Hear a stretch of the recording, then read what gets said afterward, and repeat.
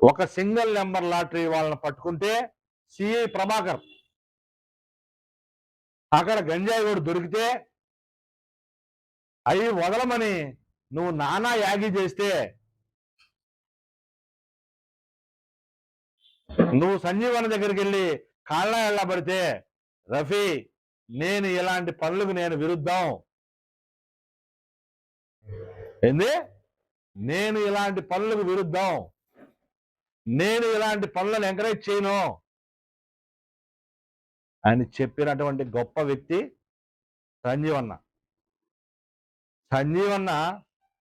గురించి అవినీతి ఆరోపణల దెయ్యాలు వేదాలు వెళ్ళించినట్టు ఈరోజు నువ్వు కూడా అవినీతి ఆరోపణలు చేస్తే ఎట్రఫీ ఎంతమ్మా నక్కల దగ్గరికి పోయావు ఎలక్షన్ల ముందు వేయాల్సిన డ్రామాలన్నీ వేసావు నేను మీకు అడ్డం ఉంటా నేను రోడ్డుకి అడ్డంగా పడుకుంటా నేను అది చేస్తా ఇది చేస్తానని ఎగిరెగిరి పడ్డావు లాస్ట్కి ఎలక్షన్ కోడ్ వచ్చేసింది వాళ్ళ దగ్గర బిల్డింగ్ కట్టించేసావు వాళ్ళ దగ్గర ఒక షాప్ తీసుకున్నావు ఆ షాప్లోనే బ్రాండీ షాప్ పెట్టావు లక్షణంగా వ్యాపారం చేసుకుంటున్నావు నువ్వు రఫీ చెప్పేది నీ భాగవతం చెప్పమంటావా ఎక్కడెక్కడ ఏమేమి జరుగుతుందో చెప్పమంటావా వస్తావా చర్చికి లేదు మమ్మల్ని రమ్మంటావా నువ్వు చేసావు కదా 150 కోట్ల ఆరోపణ ఈరోజు చెప్తున్నా నీకు నువ్వు నమ్మిన అల్లా సాక్షిగా అయినా సరే నేను నమ్మిన చంగాలం సాక్షిగా అయినా సరే ప్రమాణకానికి సిద్ధమా రంజాన్ మాసంలో అబద్ధాలు చెప్పేదానికి సిగ్గునలా రంజాన్ మాసంలో అబద్ధం చెప్పేదానికి సిగ్గునలా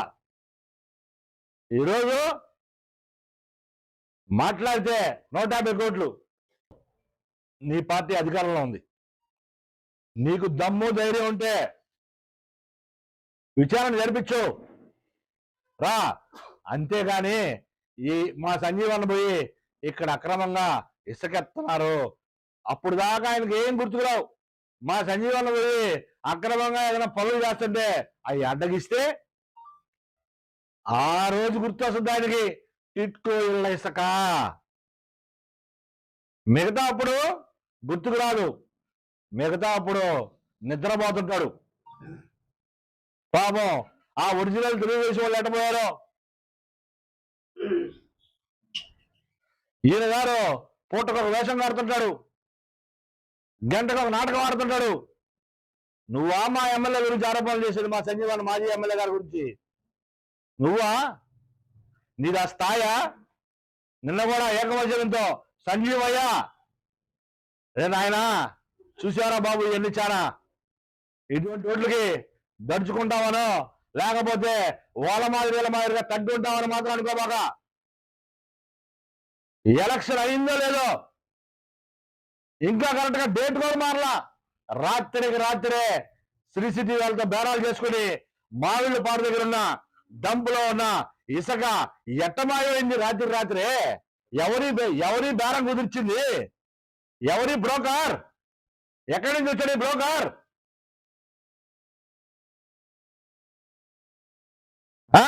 వాళ్ళతో ఒక బేరం కుదుర్చుకున్నావు ఒక 10 లోడ్లో 20 లోడ్లో తోలావు మళ్ళీ ఆపేశావు ఆపి మళ్ళీ నీకు బేరం కుదరలా మళ్ళీ రేటు పెంచుకోవడానికి ఒక డ్రామా ఆడావు అట్ట 3 సార్లు డ్రామా ఆడి నానా సంఘాలు లాగిచ్చి అది మొత్తం అమ్మేశావు అసలు ప్రభుత్వ ప్రాపర్టీని అమ్మే అధికారం నీకు ఎవరిచ్చారు రఫీ ఎవరిచ్చారు నీకు ఎక్కడ పట్టినా అవినీతి మా పార్టీలో ఎందుకు వెళ్ళిపోయావో వివరంగా చెప్పా సంజీవన్ గురించి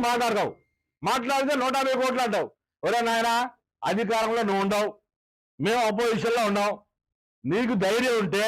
నీకు చావు ఉంటే నువ్వు మగోడు అయితే నువ్వు మా మీద ఏ విచారం చేస్తావో చెయ్యి ఎవడు సొమ్ములు తీసుకొని పనులు చేస్తున్నాడో ఎవడు ప్రజల కోసం నిలబడుతున్నాడో అందరికి తెలుసద్ది నువ్వు ఎక్కడికి రమ్మన్నా వస్తావు నీ మాదిరిగా భయపడి పారిపోయేవాళ్ళం కాదు ఊళ్ళో వాళ్ళు ఆస్తులు పెట్టి బ్యాంకులను మోసం చేసేవాళ్ళం కాదు దేనికైనా ఇంకా సబ్జెక్ట్ చాలా ఉంది, చెప్తే సందర్భం వచ్చినప్పుడు ఖచ్చితంగా ఎవడు ఏంది, ఎవడు ఎక్కడెక్కడ ఏమేం చేస్తున్నాడు, ఎవరు వైసీపీ టికెట్ కావాలని ఎవరిని కలిశారు, చాలా ఉందమ్మా. ఇంకా ఇంటర్వెల్ దాకా కూడా రాలా, ఇంకా ఇంటర్వెల్ దాకా కూడా రాలా. ఇది ఈ సినిమా చాలా ఉంది. దీన్ని అన్ని కూడా సినిమా స్కోప్ లో పెట్టి చూపిస్తా. దీన్ని సినిమా స్కోప్ లో పెట్టి రఫీకి ప్రత్యేకమైన షో చేస్తా.